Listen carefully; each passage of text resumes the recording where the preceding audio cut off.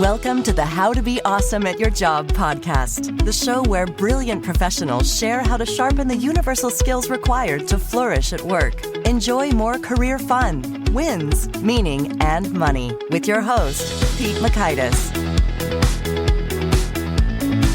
Hello, and thanks for joining us here for episode 606 with Edward Hess. Ed is sharing how you can become a hyper learner, stay relevant in the digital age so the robots won't take your job, and you have more fun too. So you'll learn 1, why you need to rethink the way you work, 2, the secret to achieving inner peace, and 3, how to redefine your ego. So if you want to check out the show notes or the transcript or the links to items we've referenced, visit awesomeatyourjob.com/EP606. Now here's Ed's story. Edward Hess is a professor of business administration, Batten Fellow, and Batten Executive in Residence at the Darden Graduate School of Business. He has spent 20 years in the business world as a senior executive and has spent the last 18 years in academia. He's the author of 13 books and over 140 articles and 60 Darden Case studies. His work has appeared in over 400 global media outlets, including Fortune magazine, Forbes, Fast Company, and the Washington Post. His recent books and research has focused on human excellence in the digital age, a new way of being, a new way of working, humanizing the workplace, and hyperlearning. Big thanks to Ed for sharing his wisdom with us. And big thanks to our sponsors. Check them out. And big thanks to our sponsor, Acorns. Acorns makes it easy to start automatically saving and investing for your future. You don't need a lot of money or expertise to invest with Acorns. In fact, you can get started with just your spare change. Acorns recommends an expert-built portfolio that fits you and your money goals, then automatically invests your money for you. NerdWallet.com, whom I love on these sorts of matters, gives Acorns a whopping 4.7 stars and says, quote, if you want to make the most of your spare change, there's no better place to do that than Acorns. Head to acorns.com/awesome or download the Acorns app to start saving and investing for your future today. And we got a legal disclaimer here. It may not be representative of all clients. Tier 1 compensation provided. Compensation provides an incentive to positively promote Acorns. View important disclosures at acorns.com/awesome. Investing involves risk, including the loss of principal. Please consider your objectives, risk tolerance, and Acorns' fees before investing. Acorns Advisors LLC, Acorns, is an SEC-registered investment advisor. Brokerage services are provided to clients of Acorns by Acorns Securities LLC, member FINRA/SIPC. For more information, visit acorns.com. One sponsor to check out is Harvard Business Review. This brilliant magazine, published at hbr.org, is the leading destination for smart management thinking. Fun fact, HBR has been mentioned in 108 episodes of the show. That's because HBR has great stuff that comes up often. They've got explainer videos, podcasts, real-world case studies, and much more. I think of HBR each night that I put on my special orange glasses. Their article, Will Blue Light Glasses Improve Your Sleep?, revealed that those who wore them reported better sleep and a 7% improvement in work performance as compared to those who wore the sham glasses. So I cite HBR anytime anyone tells me that I look silly wearing them. Now, much of HBR's content is available for free when you sign up at their site. Subscriptions that get you unlimited content cost $10 a month. If you visit hbr.org/subscriptions and enter the promo code AWESOME, you can save 10% off of that subscription. Again, to save 10% off of your HBR subscription, go to www.hbr.org/subscriptions and enter the promo code AWESOME. Now, here's Ed. Ed, thanks so much for joining us here on the How to Be Awesome at Your Job podcast. Well, thank you very much for having me. It's wonderful being with you. I really admire what you do with your podcast. Oh, thank you. Well, I admire what you do here, and I'm excited to talk about hyper learning, which is something I think I'm into, and so are the listeners. First, can you tell us, what is that? And maybe open with a fun story about a professional doing hyper learning to see some cool results. Well, hyper learning is the ability to learn, unlearn, and relearn at a continuous high-level rate. Mm-hmm. It's the skill that's needed in the digital age, where the digital age is going to basically, technology is going to transform how we live and how we work. And the technology is going to produce so much new data and new knowledge so fast that basically whatever we think we know, all right, and we probably don't know what we think we know. But even if we did know what we think we know, the shelf life of that is going to be estimated to be 2 to 3 years. So we basically have to become very, very adaptive. We basically have to be a continuous, lifelong hyper learner. And the big challenge to that is that we're not wired to be a hyper learner. And we'll talk about that. But a good story, Well, I've worked with a lot of people, a lot of companies that are embracing this. And I think one of the best stories was a company who had got their leadership team together, and I spent a week with them, and we went into the details. I'm very granular on behaviors, as you know. And so we got into how do you be a hyper learner and what's the highest level of learning. It means you got to be a great listener. It means you got to be a great collaborator. It means you got to basically calm what's going on in your mind and body. And so we focused and spent a day on how to listen. And this guy was a senior executive and was sort of quiet. He was a technology guy, quiet, but he was engaged. And the next morning, one of the practices at this company is have a check-in every morning. Where are you? How are things fitting? So everyone went around the table and came to this guy's time. And he said, well, can I share something personal? And of course. He said, I called home last night and I had the reflective listening checklist that Ed gave me with me, and I put it by the phone. And I talked to my wife and talked to my kids, and the conversation kept going on, and I kept looking at the checklist. And really, it was sort of amazing. We talked for like an hour and a half. And he said, that's not usual. And everyone said, oh, that's good. He says, well, my wife called me back after she put the kids together, and this is what she said. She says, I don't know what you're doing at that meeting, but keep doing it, because that was the best conversation you've had with me and our kids in a long time, because you really listened. And the guy broke down crying in the meeting. Mm-hmm. That's a wonderful story about how, if you will, changing one's behavior so you can really be present and listen with a closed mind, which is necessary to learn, not only can impact you in the workplace, but impact you in the home place. Well, that's beautiful to kick us off. And I want to talk about, indeed, how was that done? And I love your first chapter is just achieving inner peace. We're just getting started after that with the subsequent chapters. Yeah. So that is a key roadblock for great listening. So, yeah, how do we pull that off, first of all? Well, I think if I can, let me lead into it this way. I think that people have to, if they're going to embrace hyper learning, come up with their own why. Why should I be a hyper learner? And, that's pretty easy. If you want to stay relevant in the workplace going forward, to have meaningful work, you've got to be able to basically do tasks the technology can't do. So everybody sort of knows what that is, the higher level thinking, higher level emotional engagement, etc. And so we can figure out the why. But then the question comes down to, why do I need to change anything? And this is the thing that's the hardest for people to basically accept. And basically, we're all suboptimal learners. We are wired for efficiency, all right? We are wired for speed, all right? We basically go out in the world and we process information, which confirms what we already believe. We go into the world wired to confirm what we believe, to affirm our egos, all right? And to basically validate our stories of how the world works. We basically see what we believe. That's a scientific fact. So if you think about it, if everything's changing, new data, new knowledge is coming, new ways of doing things, and we're going in the world looking for confirmation, we're not going with an open mind. We're not going to explore. Wow, what are we going to do inside of ourselves to help us rewire? So instead of seeking confirmation and affirmation and cohesiveness, instead of being reflexive thinker, if you will, as you know, Daniel Kahneman called us the lazy thinker. Instead of being that, being an active, engaged thinker, what can we do to basically help us be that way? And it all begins with inner peace. And I finally got there. I'm sure you were wondering, when is he going to get to inner peace? But inner peace is the answer or the pathway to beginning to take ownership of what's going on inside of us, to take ownership of it, ownership of our mind, ownership of our emotions, ownership of our behaviors, all right? Not to be so reflexive and reactive.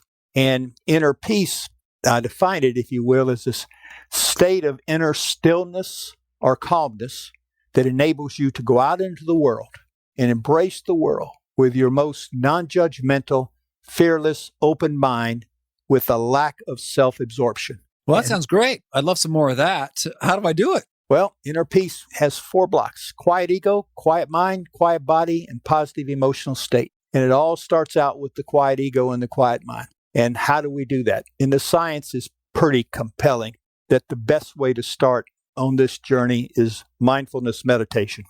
All right. And then as you advance, to add, if you will, loving kindness meditation or gratitude meditation. It also quiets your mind. It allows us to basically learn we are not our thoughts, we are not our emotions, and that there's not an automatic link between our emotions and our behaviors. I can remember early on and understand I wasn't born with inner peace, and it took me a long time to get to inner peace. Okay, so I've been a work in progress for decades. But I could remember in younger age, my wife and I were having a heated discussion. Mm-hmm. And she interrupted me and she says, "Excuse me, do you understand that because you feel emotional, you don't have to behave in that way? Do you understand that your emotions are not hardwired into behaviors?" And I looked at her and I said, "No, I didn't know that." And she says, "Well, I think you need to work on it because you have a choice." And she was so right. And so inner peace is taking ownership and managing what's going on. We have a choice. We are not our thoughts. We are not our emotions. So how do you do it? As I said, you start with meditation. That's the best way to get there. And you've got to engage in daily practices, gratitude, visualization of how you want to behave, being very granular on coming up with how do I want to go into the world? How do I want to behave today? How do I want to think? How do I want to listen? And the model is inner peace is the foundation. Then you need a hyperlearning mindset, the way to go and approach the world. Then you've got to look at how you behave. And the book is really is a book plus a workbook. It's an embedded workbook with lots of reflection times, with questions, and lots of workshops with deliverables. In fact, if people buy the book and they come to my website, the publisher will give everybody a free 140-page My Hyperlearning Journal where you can take all of the stuff. So it's very action-oriented. And so there's a whole chapter on hyperlearning behaviors, and there's a diagnostic. And you would take you take the diagnostic, the hyperlearning behaviors diagnostic, and grade yourself, and you would see, where am I the weakest? And then you see how the behaviors fit into a format, into a pyramid, and you'd say, what's the building block I need to work on? And the 2 building blocks that most males have to work on is quiet ego. And the second building block that everybody sort of has to work on is listening. Okay, well, how do I listen? If I may, just before we get in there, when we talk about mindfulness practice, here are you just talking about, you're sitting quietly at a relaxed and alert posture and focusing on your breath and returning your thoughts to your breath as they go elsewhere? Or what specifically are you thinking when you say mindfulness practice? Mindfulness meditation, yes. I mean, mindfulness meditation, basically focusing on your breathing. And as you're saying, when a thought comes into your mind, just let it go, all right? Don't engage with it, and then take yourself back to focusing on your meeting. You can focus on your breath. You can focus on a body part, okay? Something that you bring yourself back to. And so it's mindfulness meditation. You can focus, if you wanted, on doing a gratitude meditation, visualizing people that have helped you, etc., and expressing gratitude to them, or gratitude for people that are in your life that you're thankful for. And then when your mind sort of wanders, you come back to that. But the key one is mindfulness meditation. Yes. Okay. Well, all right. So let's say we're doing that. That's great. We're on our way. And I would recommend highly, when you do your mindfulness meditation, to also at the same time do deep breathing practices. All right. And you can either do the coherent breathing practice, which comes out of Columbia University, or you can use, if you will, the Navy. Some people may not want to, but the Navy has got some good deep breathing practices that basically you calm yourself, and then you basically do your breathing, but you basically try to get your breathing where you can breathe in very deeply and breathe out very slowly, and the number of breaths you take per minute. And the goal is to get to where you can basically breathe comfortably and get down to 2 breaths per minute. So 2 full inhales and outhales. That's right, in a minute. Mhm. Okay. And 5 is good. Okay. 5 is very good. But if you work on it, it takes a year, basically. Well, I was going to ask about sort of like the dosage or time. So that's, I'm sure it varies quite a lot. But hey, inner peace, mindfulness, meditation, kind of how much do we got to do and for how long to get there? Well, it's sort of like this. Becoming a hyperlearner is like becoming a world-class athlete, all right, or a world-class painter or a world-class dancer, all right? You got to work at it every day. There is no easy pathway to transforming us once we get to the age we're at. And so you start out with meditation, 2 minutes. You try and do it 2 minutes a day, and it's hard, but you keep working at it. The book is based on daily practices, which you do rigorously every day. And then there are some practices that you sort of alternate. But no, if you want to succeed on this journey, and many people have, all right, and it is hard to express the power of what we're talking about, all right? It's life-changing. It's life-changing because you have this peace and you're just not reactive. You're able to sense things. Your thinking improves so much, all right? You're not so emotionally reactive. You can become a better collaborator, all of these things. But it's going to be an everyday practice. In companies that I work with some public companies, I can't say their names, where every day before every meeting, they do a 2-3 minute up to a 5 minute meditation. Mm-hmm. Okay? In one company, worldwide, it's a company that has blue collar, white collar, etc. workers. The first thing every day, worldwide, there's a 15-minute silence, and you can meditate, or you can think about the people in your life that you love, or you can give thanks to whoever you want to give thanks to. But it's embedded. It has to be embedded in your life and embedded in the workplace to work. And yes, it takes time, but I do it with, some of my MBA students get into this, and they reach out years later. I just had one reach out. He's 4 years ago. Reached out and was just saying, I just want you to know, I'm still meditating, like you said, every morning. And he said, it is just unbelievable. He says, I'm so much more effective at work, family life. I mean, he says, this stuff's magic. So, no, we're fixing to go into an era that is going to be as disruptive for us or even greater than the Industrial Revolution was for our ancestors.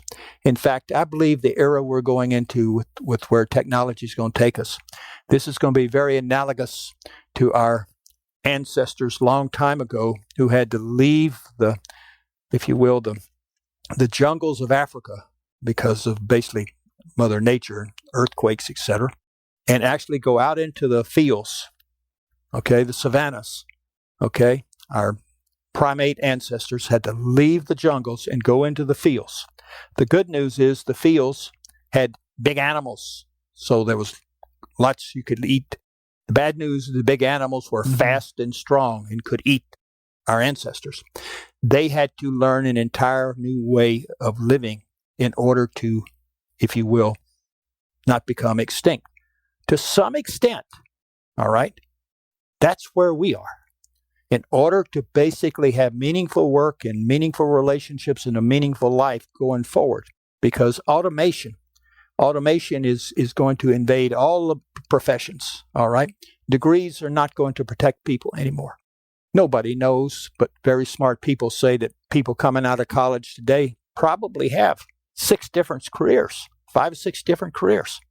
We're going to have to continually be an adaptive human being. You don't get that way being raised the way we were in our culture, survival of the fittest, and you don't get that way by basically being wired the way we are. Mm-hmm. So the answer is, no, this is not easy. It takes self-discipline and practice, but it's not magical. It's not hard.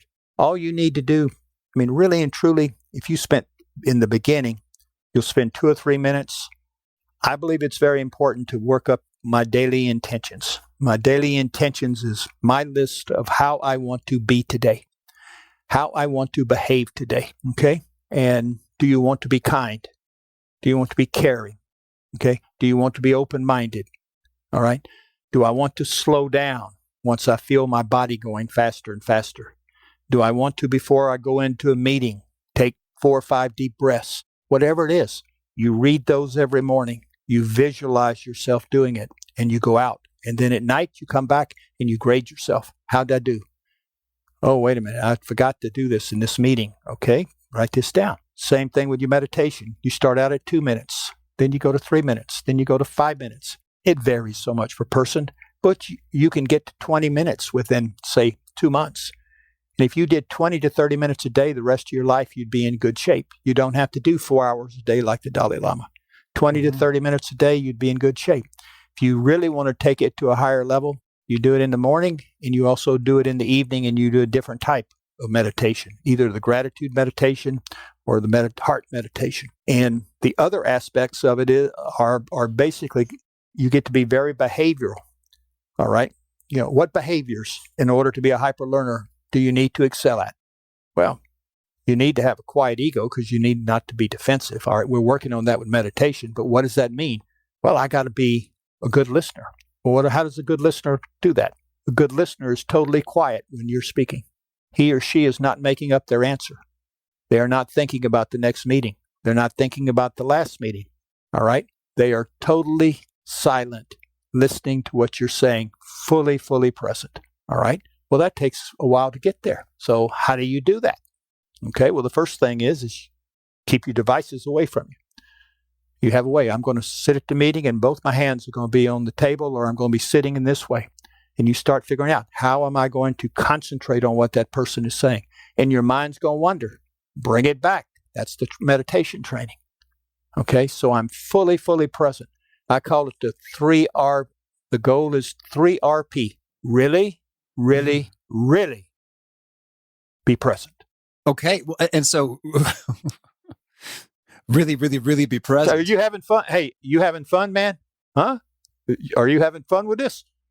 I'm serious. How's it sound? Very much I am. I don't know if you were demonstrating listening or if you were asking me, Pete Makaitis, real time. And yeah, I'm quite fascinated.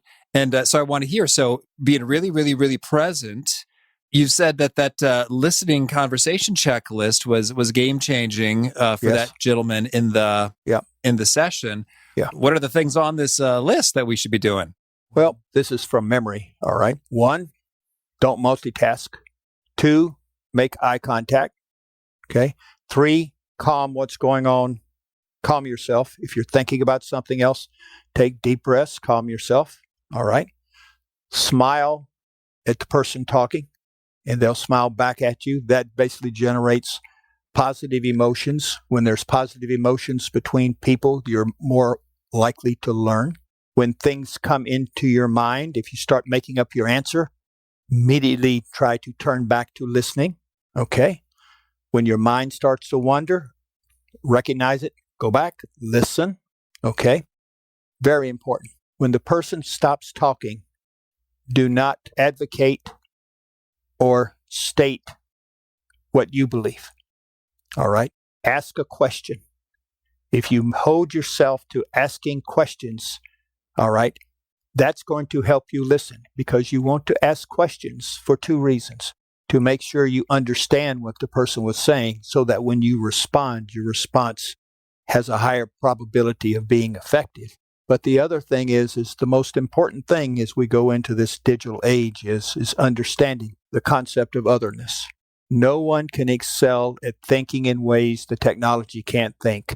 No one can excel in basically higher order emotional engagement by themselves. We need others. And we need others, a special kind of others that trust us and that we trust. And trust comes from people feeling cared about. And the number one way that a person feels cared about is when you show that you have listened by asking good questions. When you say that I want to make sure I understand you, it says I care about you, I respect you.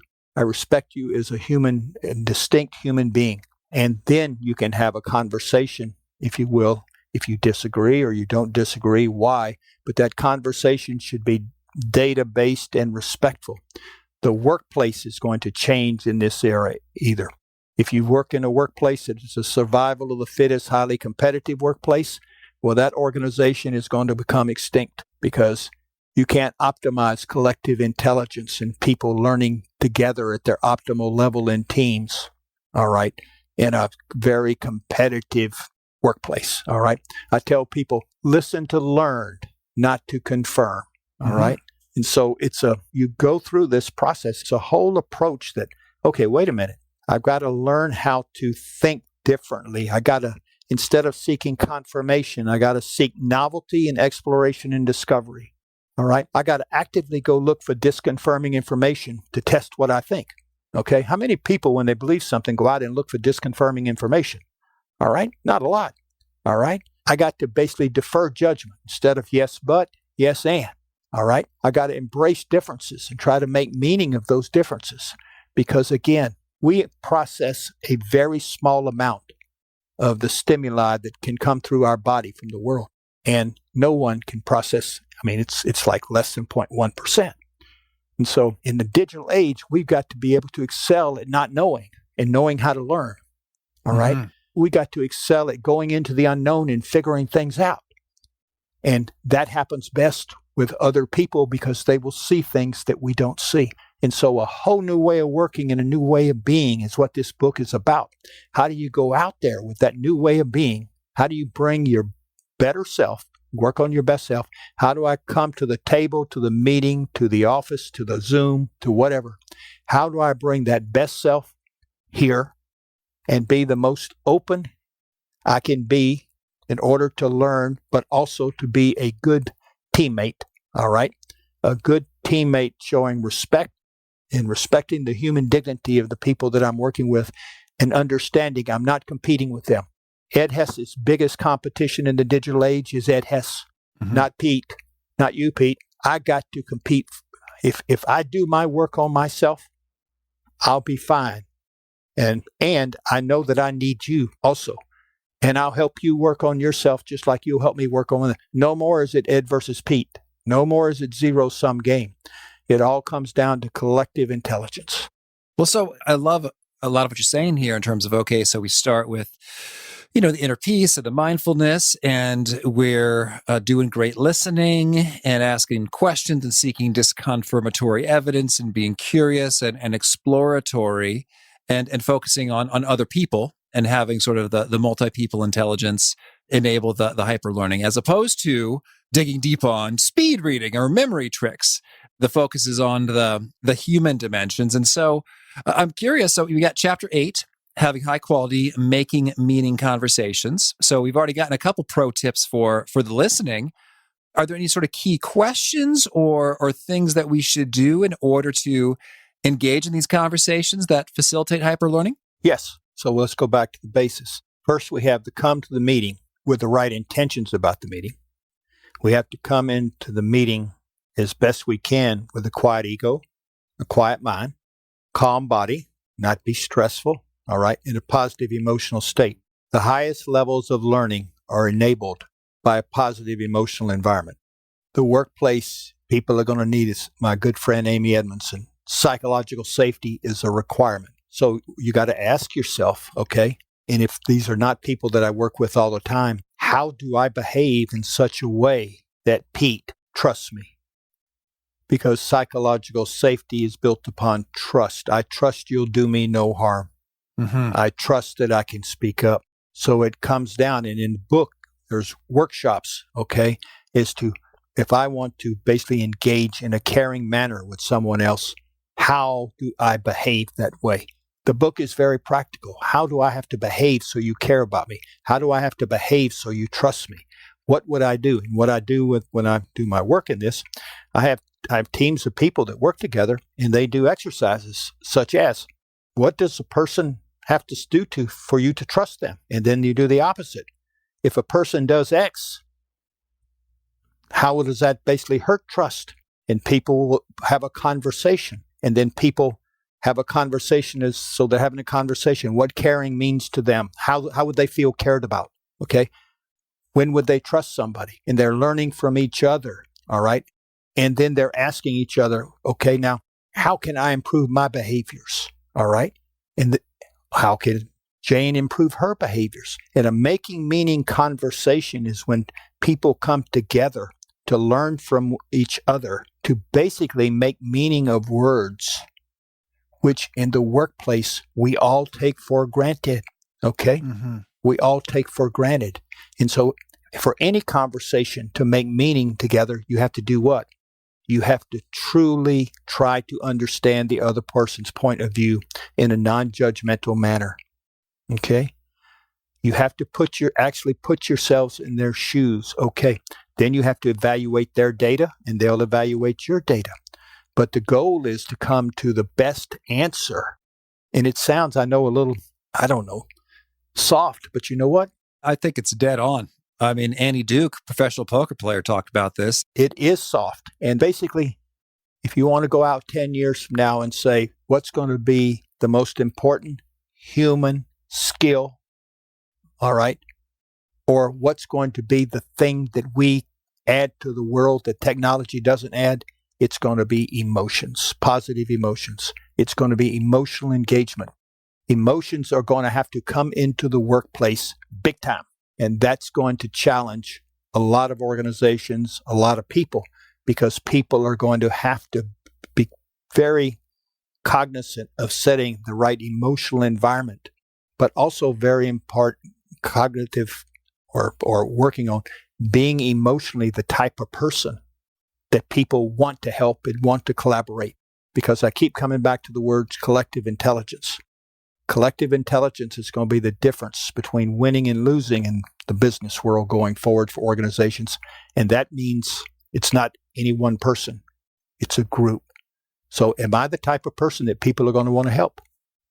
Do I want to be the type of person that people are going to help? Then I got to get down and I got to think about, okay, how do I come across?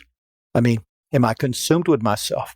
And you learn real fast that in order to be your best self, you have to become selfless. Mm-hmm. And you have to define your ego in a different way. Most of us, and that's the concept of New Smart in the book, most of us raised in an education system, and basically up till about age 8 or 10, young kids are hyperlearners, okay? They have no fears. If you remember how you learned how to ride a bicycle, somebody may be holding it. It may have wheels, but someone says, okay, helps you on, or you get on. They say, move your feet, and you fall off. And what'd you do as a kid? Most kids, somebody may cry, somebody may not, but it doesn't matter. They get up, they dust themselves off, and they get on it again. And they keep getting on it till they move that bicycle a little bit, all right? They basically have the courage to go into the unknown. They have the resilience to bounce back, all right? And that courage is to figure out how to make this work. Well, that's what we're going to have to excel doing, okay? Just about age 8 to 10, it starts getting schooled out of us, and we all get focused on grades, all on grades. And I'm sure you made the highest grades in your class, all right? But in order to make the highest grades in your class, what did you have to do? You had to make the fewest mistakes. So we were raised to avoid mistakes. We were raised at being smart. And our egos started being identified with smart. And once we identify, and the older we get with being smart, and we go up in the hierarchy in companies, we think we know things. Mm-hmm. We're smart. We got the big office, okay? And we're very protective of our ego, and the fact that we don't want to be wrong. And we'll argue to Timbuktu on anything, all right? Well, that's a pathway to basically failure, because in the world we're going into, the change in the philosophy, see, we need to redefine our ego from that definition of smart to New Smart. And New Smart has five principles, but I'll just share one. Defined, the number one principle. I'm defined not by what I know or how much I know, but by the quality of my thinking, listening, relating, and collaborating. I just changed the definition from a how much, all right, and a what, to the quality of my thinking, listening, relating, and collaborating, okay?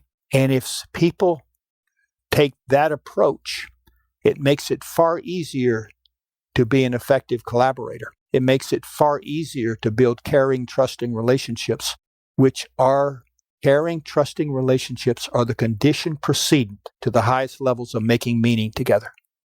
You can't make meaning together unless you trust each other and you believe that the other person is not going to harm you or use your mistakes against you or ridicule you to the boss or whatever. And so what this really means is all the political games in business is going to basically go out the door. Yeah. It's got to be, basically you got to take all that stuff and get a giant trash bag and dump it all in, tie it up very, very tight, okay?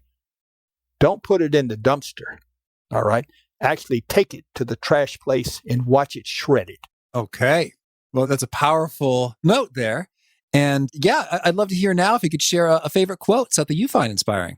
I think so much of it goes back to the golden rule. I think the other thing, what's so important, and I'm paraphrasing here, we have to accept the fact that no one, and this is from Barbara Fredrickson, no one achieves excellence by themselves. That to me is very powerful. I think the other powerful quote that I keep in mind now is from Daniel Kahneman, who predicted, I think it was in the summer of July 2019, that by the 2030 there will be no cognitive function that a computer will not be able to do better than a human being. And the reason that's such a powerful quote, it's basically alerts all of us that we're going to have to develop skills that are different than most of the skills that we've been developing in the past. And all of those skills are going to be the soft skills, because the human part is going to be the part that becomes so very important in society. And so I think that I'm old enough that back when everybody served in the military, the quote, leaders eat last, always take care of your team before you take care of yourself. I think all of those are still valid. Leaders eat last.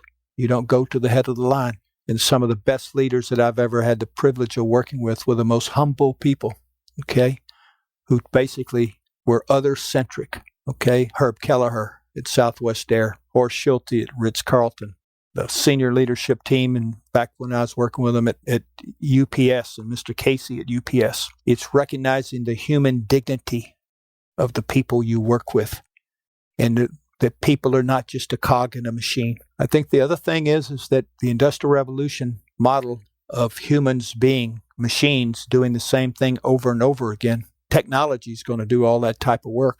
And we basically have to get out of this machine mindset.